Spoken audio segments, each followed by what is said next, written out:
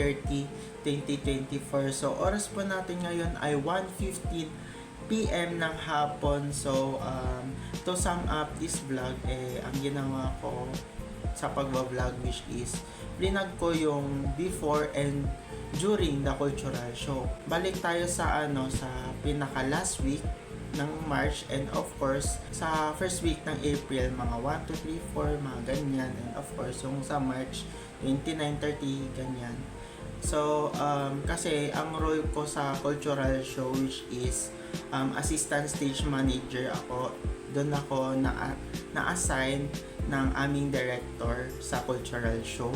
And of course, meron pa akong responsibilities doon. Madami akong ginawa, busy ako noon, hindi ako nakapag-vlog ng maayos kasi maaga yung mga pasok namin, maaga yung mismong pagpasok sa gym namin kasi exactly dapat yung pagpunta namin doon, bawal daw maging late. Dapat mas nauna kami pumasok kaysa sa mga performers or mga artist namin. Ayan, ganun yung naging responsibilities ko. Nag-check ako ng equipment, nag-check ako ng stage, kung may kalat ba o hindi, kung malinis ba o hindi. Ayan, and during the show, madami akong ginawa din. Syempre, kailangan ko mag-focus. At of course, nakapag-vlog naman ako kahit kakaunti para maipakita ko naman kung ano yung ginagawa ko before and during the cultural show. Ayan, so, and of course, dako naman tayo at meron po tayong question and answer for this April. At tungkol saan? Tungkol sa pag-YouTube. And of course, we have question number 1. So, kailan mo nasimulan mag-vlog, mag-YouTube? Sa totoo lang kasi, ang pinakaunang vlog ko which is yung My Lifetime, yung narration vlog na yun, yun yung kauna-unahang upload ko sa YouTube channel ko. Pero private ko na lang siya kasi parang hindi siya kasang-ayon sa vlog parang hindi siya connected sa vlog. Ayan. So, yun, narration vlog. Parang pina-flash ko yung picture dito, ganyan. Yan. Tapos sinasabi ko kung anong meron sa picture na to, or ano yung nangyari sa picture na to, and so on and so forth. Kaya nga siya, narration vlog. Yun yung kauna-unahang upload ko sa YouTube. Ayan. Tapos, yung date mismo which is March 2019. March 2019 po yun ha.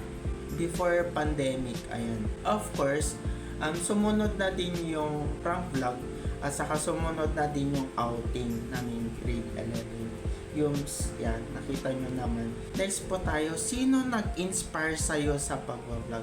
Honestly, nag-inspire sa akin sa pagbablog which is si Hansel Joshua or tinatawag na Kuya Sly. Ayan, so na-inspire ako dahil sa may napanood ako sa mismong YouTube channel niya which is yung Hansel Joshua kasi nagsimula siya mag-daily vlog.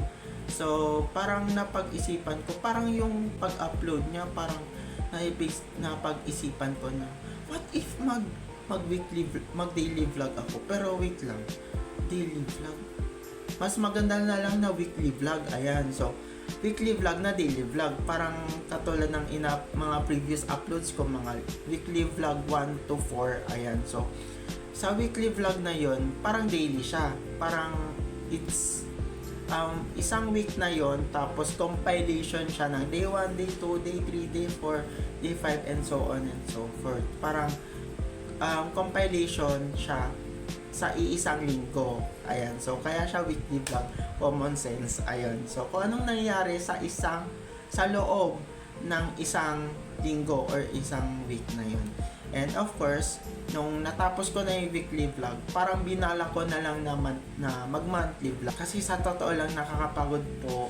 Or minsan, depende naman sa vlogger na mababurn out na mag-daily vlog. Siyempre, kapag mag-daily vlog kasi, siyempre, may gagawin ka pa din na iba na eto, magwawalis, mag-asikaso, kakain, and so on and so forth. Kung ano yung ginagawa mo sa isang araw or daily na ginagawa mo. And yun, kaya ko naitigil yung weekly vlog ko na yun. So much better na napag-isipan ko na mag-monthly vlog na lang ako. Ayan. So, mas maganda kasi yung monthly vlog kasi parang depende na lang kung kailan ko gusto or baka may maganap na mangyayari, i-vlog ko na lang. Parang katulad na sinabi ko ng mga previous vlogs. Ayan, so yun. Kaya parang alternative kasi si monthly vlog. Tapos yun, para at least yung monthly vlog, ayan, so December, January, tuloy-tuloy na yan. Ayan, nagtatapos ang April month, kaya magkita-kita tayo sa May.